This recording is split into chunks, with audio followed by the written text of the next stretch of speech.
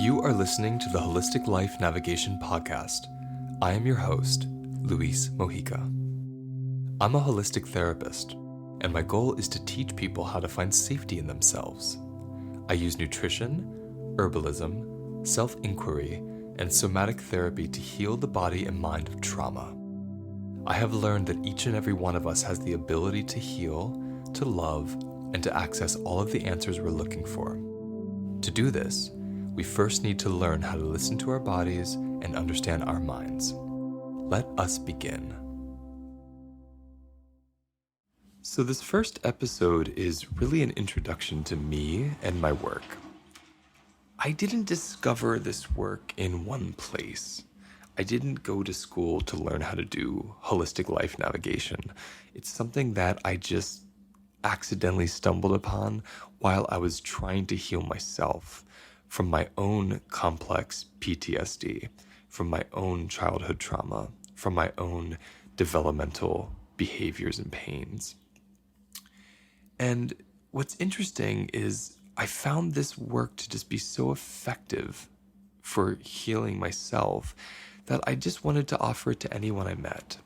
And so that's what I did. I went to school for psychology. I dropped out. I studied for about 2 years. And I started working in grocery stores. I started working in gas stations. I worked at a macaroni and cheese shack in Brooklyn, New York. I was a real estate agent. I worked in housekeeping. I worked at a yoga center. I worked everywhere. Those 8 years or so, I just did anything, anywhere for money. And for my personal enrichment, my personal anthropology, to really learn, who are we? What do we want? What do we need? How do we heal?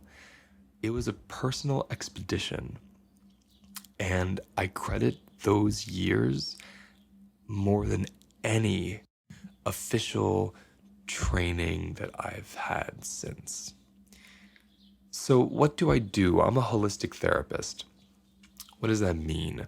It means I've been trained in a bunch of modalities that help me assess and heal someone's body holistically, using the whole of the person, all naturally, often without any supplementation, through nutrition, through movement, through self-reflection. A self-sustainable healing that I don't do for you, but I do with you. And together, you and I learn your body, your mind, your behaviors. And through that personal journey that I'm just guiding you on, you actually learn how to heal yourself, how to rescue yourself from stress, how to rescue yourself from trauma, how to rescue yourself from illness, certain behavioral patterns. That's the beauty of this work. So I find that result is what is so long-lasting and effective, because as helpful as I can be, you don't need me anymore. You may call upon me sometimes for reflection, but you have this wisdom that you've now developed and discovered, and that is yours for life. The kind of confidence and safety and joy that comes from knowing that you can be your own healer is invaluable. And it's my favorite part of my job to watch people transition into that role for themselves. So what am I trained in? How do I know what I'm doing? Well, I'm trained in holistic nutritional counseling. I'm trained in herbalism. I'm trained in life coaching. And I'm trained in somatic experiencing therapy. That's all great, and I love those tools because they give me language. But my real training is my own intuitive sense and my own experience in trauma, from being traumatized, from healing my own trauma. And those many years I spent working in all these strange jobs, learning, watching, observing, witnessing, studying people. I can't imagine a better education. It's like those old school apprenticeships where you work with a master. Well, the people, each individual person I came across in my journey was that master. And so I want to tell you a little bit about that. What was interesting for me here, this 17-year-old kid working at a health food store, healing his whole body, physically, and or I should say outwardly and internally. So people were seeing the shifts and they were coming to me because they saw my own transformation. And this was before, Facebook or even cell phones. I think maybe I had a flip phone or something. The word just spread through town. There's this guy at the health food store, and that's who I became. I became the guy at the health food store. And grown men, grown women would come in and ask me for advice about simple things at first, like I want to lose 20 pounds, or I have high cholesterol, or I have high blood pressure, or look at this rash. Now, this is where the intuitive piece came in. Every person I stood before and talked to just about their physical symptoms or their biological symptoms, there was this felt experience, this sensation in my body about their emotional character, about their emotional experiences. I didn't even have the word trauma in my vocabulary then, but I was sensing something happened to you, and this was the result. This is not the cause of your problems. And so I started just asking, how does that feel? Or what are the emotions around this? And over time, I was noticing, wow, all the people with rashes have this pattern.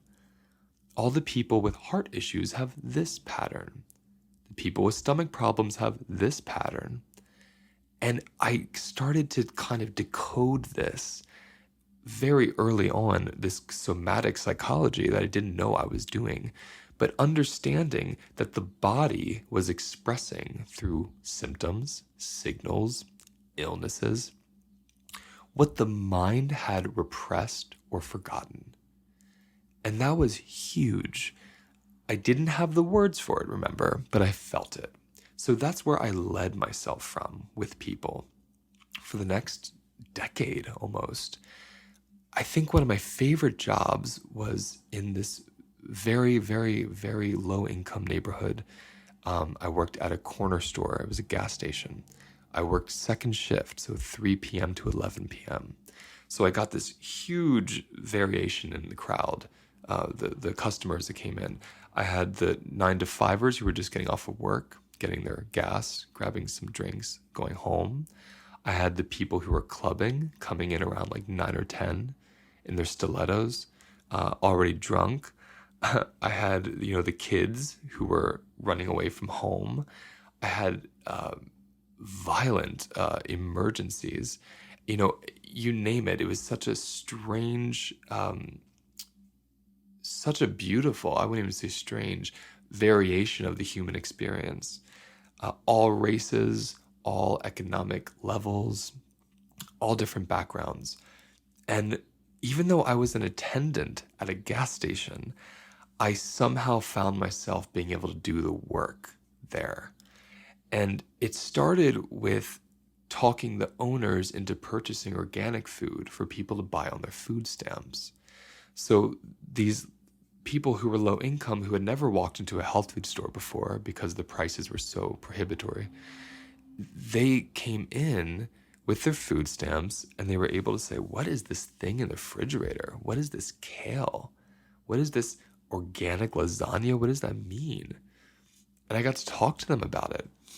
And what I found through that was every human being, regardless of class again, regardless of education, regardless of race, anything, everyone had this desire to learn how they could be better.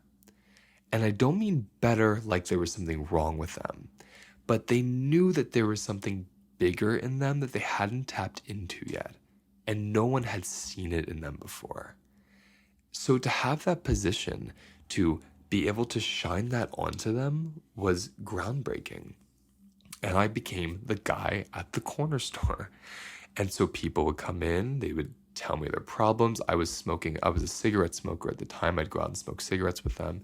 And this network of people just came in. And so this became a pattern for me. I moved to New York City. I worked, like I said, I worked at a macaroni and cheese store there. I worked at health food stores, yoga centers. I was a real estate agent. I was in housekeeping. I was an artist. I worked everywhere. I delivered bread on a bicycle. I loved the experience of being able to try on different hats. I loved the human experience of investigating different people and different cultures and different economic situations. Me, myself, I was completely poor these 8 to 9 years. I think I lived off of $9,000 to $12,000 a year. Okay, take that in. Yet, I managed to eat entirely organic all those years. I managed to enjoy acupuncture and massage and hypnotherapy and yoga. I had a very clear direction and focus about what I wanted. I never felt poor. I never felt broke because I was so enlivened by these people that I was experiencing. For me, I knew what my job was. My job was to create safety for people so they could heal and transform. And selfishly, I loved and love watching people heal and transform.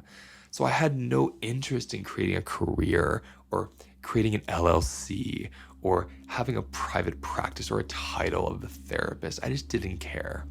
Meanwhile, I was training. I was training so I could learn more and help more people. So this pattern of the guy at the health food store, the guy at the macaroni and cheese store, this real estate agent, no matter where I went, the identity was the same. Here's a guy who helps me feel safe and teaches me something about myself.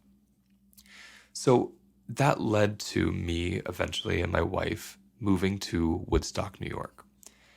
And when we moved to the Woodstock, New York, I got a job at a grocery store, like I tended to do.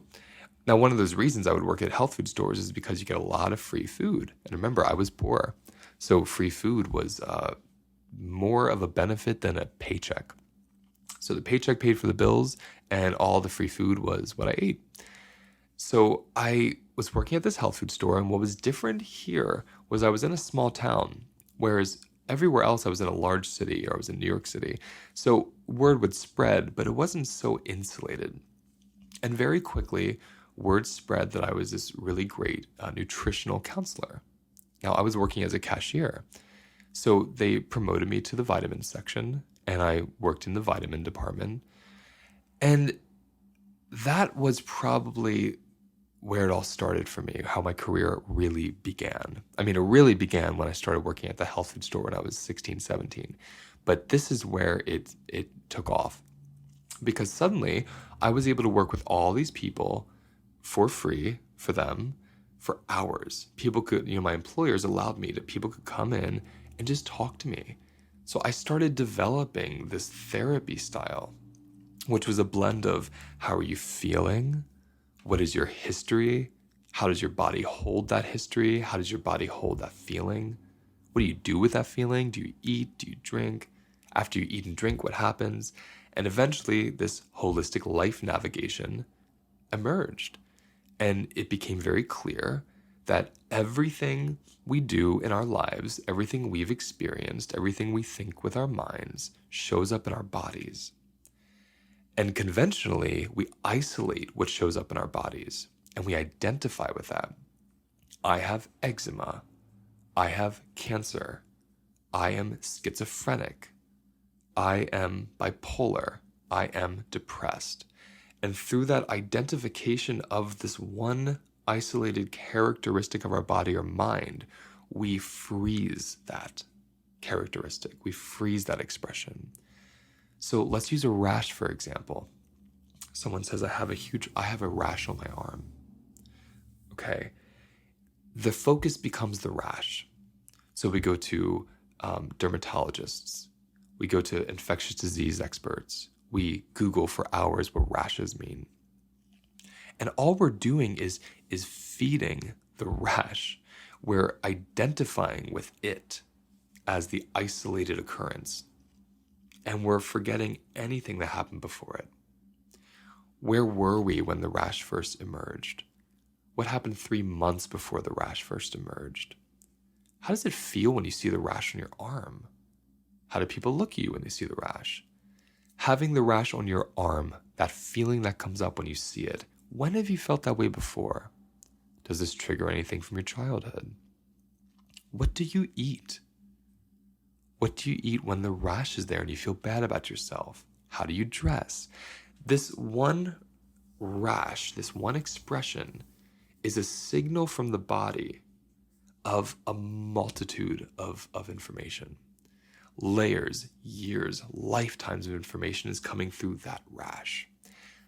The body speaks what the mind cannot. And the body speaks through vibration and through sensation and through what we call symptoms. That's how the body uses its language, or rather, that's the language of the body. So when we see a rash, well, I should say when I see a rash, that's really the last thing I see. That's the signal, the bell that invites me in to go deep into that human being's life and their body and their mind. And from there, we get in touch with unprocessed trauma, unconscious trauma, repressed memory, behavioral patterns, which means how we eat, how we talk, how we live, how we dress, how we walk, things we developed from childhood trauma. And this is important because the body is always speaking to us, always. When we learn how to hear it and we learn how to follow it and listen to it, we actually become more enlightened to ourselves through what our bodies are showing us.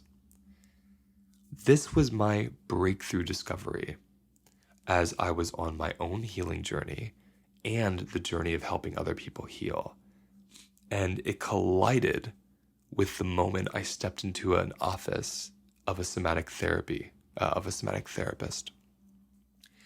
And in that moment is when I discovered how I was carrying my unresolved, unprocessed, unconscious trauma around, literally on my back and in my shoulders.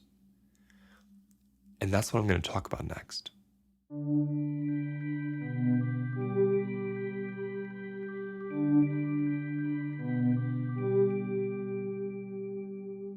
So take a pause. You just heard the first part of this episode, which is really about how I developed what I do. And see how it rings for you. What's going on in your body, in your mind, in your life? Does this make sense?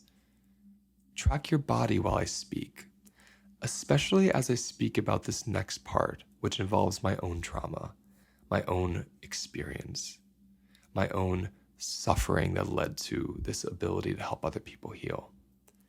See where you feel it. Be with yourself. And let's see what we can learn.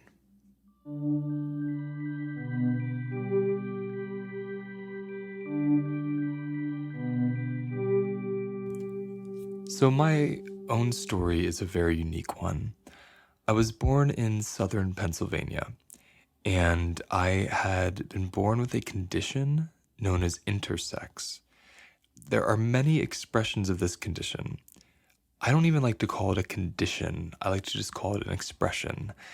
And for me, it expressed itself through the manufacturing of excessive estrogen. So I was born with little breast buds. And as I developed, 8, 9, 10 years old, I started developing actual breast tissue and then breasts. So you have to imagine as a young boy how traumatizing that is, because you can't hide that from people in gym class. You can't hide it with a shirt. You can't really hide it from anybody. And it's a surprise because you look like a boy, but then you have breasts and these kind of strange wide hips. And there's no word for it. There was no language. There was no term intersex. There were no terms when I was born around, chromosomal issues or genetic issues. The doctors actually said that I was overwhelmed by my mother's hormones and that it would go away. So when I hit a male puberty around age 12 and it didn't go away, I was just devastated. So I spent the first year kind of innocent, didn't really know that there was anything different about me because it was just my body and I knew it was strange, but I didn't think much about it. Then as my peers found out and people saw and you could see it through my shirt in school, I endured so much harassment and bullying. I was sexually assaulted on several occasions. I felt so dehumanized. And it was to the point where I had to have a teacher escort me from classroom to classroom because it felt so unsafe just to walk from one classroom to another. So when people talk about misogyny, I experienced that. I experienced the threat of the feminine coming through, and men had no tolerance for it. So all my friends were women. So I started to shut down. I started to experience just absolute terror all the time. I had PTSD. PTSD expressed itself through nervous tics and Tourette syndrome, which is what I was diagnosed with by a psychiatrist. And I was put on a heavy antipsychotic known as Haldol, which my mother flushed down the toilet and forbid me to take. Thank you, Mom. So I managed the symptoms best I could, but that Tourette syndrome and how it expressed itself just added to the bullying and hatred from my peers. I coped with all this stress by shutting down and overeating. And overeating led to high cholesterol. I gained 50 pounds. I was 50 pounds overweight.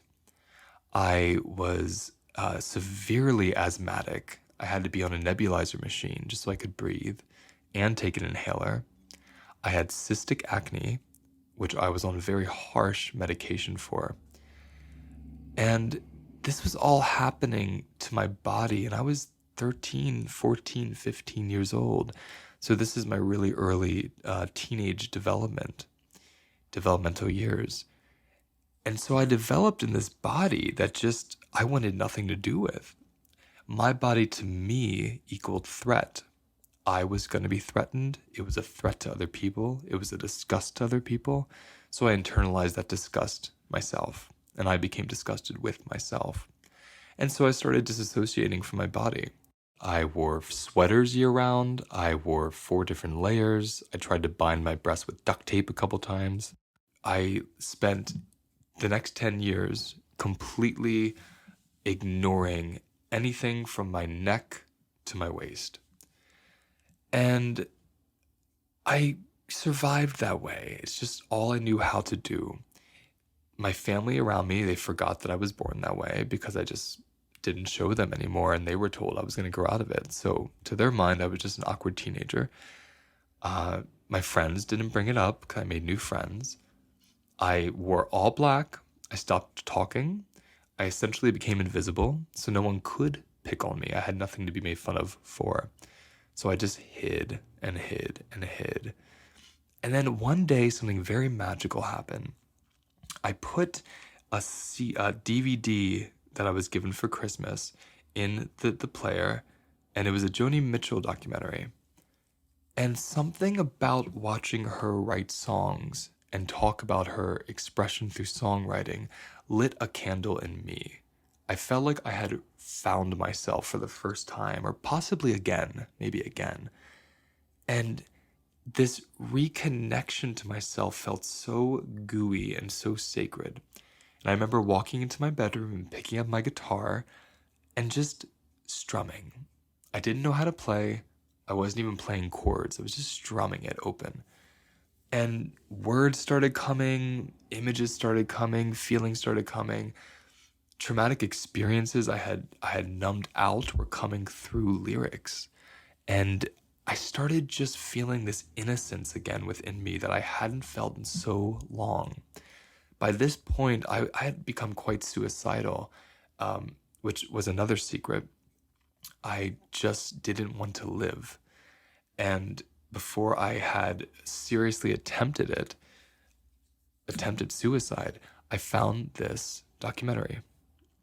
And thank goodness, because that reattachment to myself and my innocence was the beginning. Because in that moment, a very profound awakening occurred, and a very profound wisdom occurred that helped me understand nobody's born bad. Nobody's born evil. Nobody's born unkind or racist or unloving. It's something that's learned, and it gets learned through your own trauma. Because I was so miserable from mine, and I didn't inflict it on others. I didn't have that in me, but I understood why other people did. In that moment, I understood the way I was treated, the things that were done to me, the things I had experienced at the hands of people I trusted and loved. That wasn't their fault. And what I mean when I say that is I don't condone their actions, and I do believe they're responsible for what they did. But to get to the point where you can turn off your heart and hurt somebody has to come from a deep wound. And when I say it's not their fault, what I mean is at their core, I believe they're innocent. And they're so confused and so full of fear that they rather hurt somebody else. So in that moment, I just got it. And everything changed for me. I started juicing. I started eating organic, vegan food. I started eating macrobiotic. I started taking supplements, drinking herbal teas. I lost the 50 pounds. All my acne went away. My asthma completely reversed. My cholesterol dropped. My body was healing so much. And even though all of my illness had dissolved, essentially, and the doctors had no clue why, but I did, what was left was this disassociation from my body. And the next 10 years, I would stay somewhat divided. One part of me being this loving, tender, therapist-like healer for people, and the other part of me being essentially a sex and a food addict, just compulsively using those two regulators to find safety in my body. Some of you might be thinking, well, how does someone with so much body shame have promiscuous sex? How does that become an addiction? It becomes an addiction for two reasons. One, I didn't have to get close to anybody, and I didn't have to get naked with anybody. So I was able to maintain this distance from that part of my body, my chest, and I was able to maintain an emotional distance because I was too afraid someone would find out how disgusting I actually was. This was the mindset I had. And these promiscuous experiences were meeting a need for me, for touch, for co-regulation, for sexual satisfaction. A part of me had that need, but it wasn't integrated. It wasn't holistic. It wasn't fully conscious yet. So after, a decade of binging on sex and on food, I met the love of my life. And she is now my wife. And this was 10 years ago. So what was really powerful about meeting Eamon Bell is she has this ability to see through anything. It's a real gift. She saw right through my mask. She saw right through my persona, and she demanded an authentic person. And up until then, any of my friends or lovers or any relationships I had, they just enjoyed me as their therapist, as their friend, as someone who was there for them. Eamon wanted more. She wanted me. And I had never been called to give any of me to somebody, any substantial part of me to somebody. So as scary as it was also my medicine. And I had so much shame about my body still that I went to a plastic surgeon and I got top surgery. And this was after I told Eamon about my body and about my life and about all my vices and about my mind. And she just didn't flinch, loved me through it all. But I still couldn't love myself enough. So my breasts were small enough to not leave substantial scarring. So you couldn't even tell the scars are well hidden. And though I emerged from that office with a new body and I looked like, I'm doing air quotes, a normal guy for the first time in my life, I was still carrying the belief that there was something wrong with me, the belief that I was deformed, the belief that I wasn't safe. And that became super clear to me 5 years after my surgery, when I went and had somatic therapy for the first time. I was called to do somatic work because a toothache had reminded my body of a previous traumatic experience that I had completely forgotten about. And I was amazed at how my body was waking up to memories based on sensation. So I found this therapist and I sat in her office, and immediately it was apparent how I was still curling my shoulders to hide breasts that weren't there. I was still breathing really shallow. I was still clenching my jaw all the time. I had debilitating migraine headaches. I had really bad posture. I had such a huge public social mask of being gregarious and being loud and being inviting to try to keep people away from ever seeing my body. This is what was happening unconsciously. So as I worked with her, I started very quickly dissolving these behavioral patterns. I started feeling my new body. I started exercising for the first time. I started walking around with my shirt off for the first time. I found this safety in myself that I had never felt in my entire life. And I came from a very loving household, so there wasn't abuse from my mother or father. My parents were incredible. I had a really beautiful foundation of aunts and grandparents and mom. Um, my father and I were very estranged growing up, but that changed in my teenage years, and he's become one of my best friends. So I had this beautiful foundation of safety, and I want to say that because we think that we have to be in these abusive domestic situations to merge with such trauma.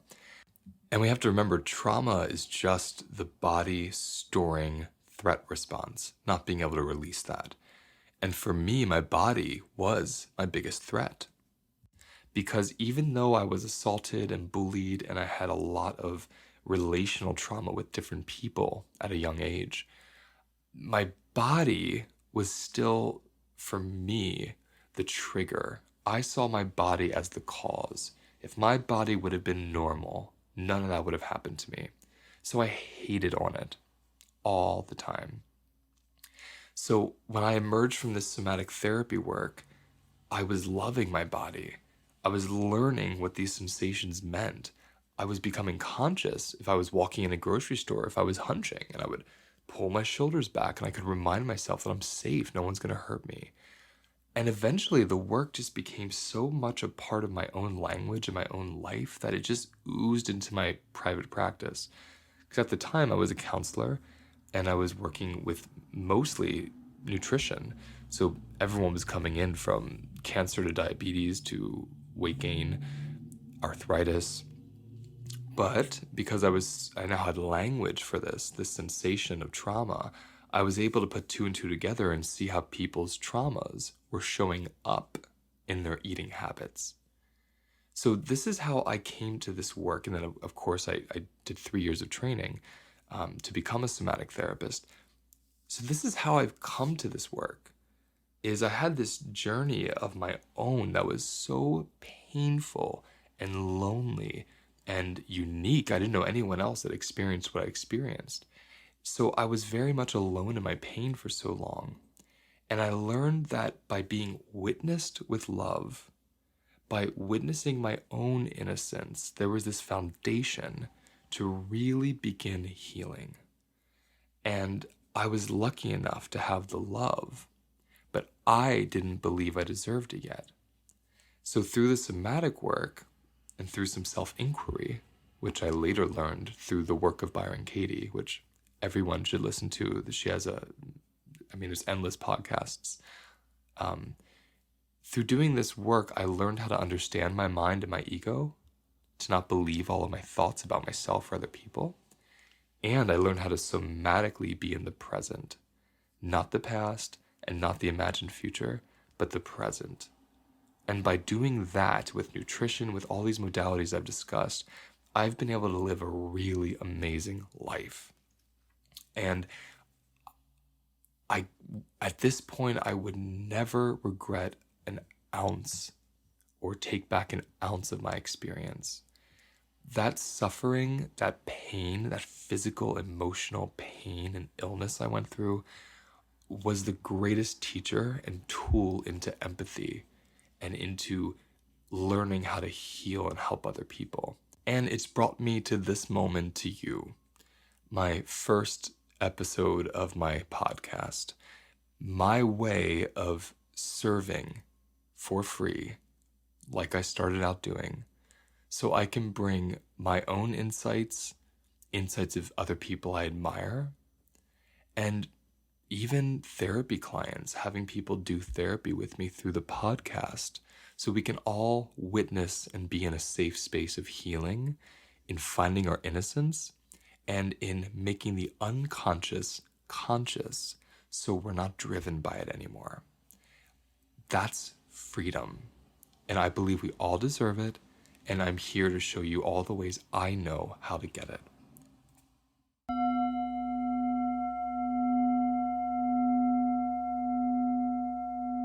So as always, before you go, take a breath, feel your body, notice your emotions, and take that awareness into your life. I want to thank you for sharing this space with me. For more information on my work or any events that I might be hosting, please visit holisticlifenavigation.com. And you can find me on Instagram or Facebook at Holistic Life Navigation.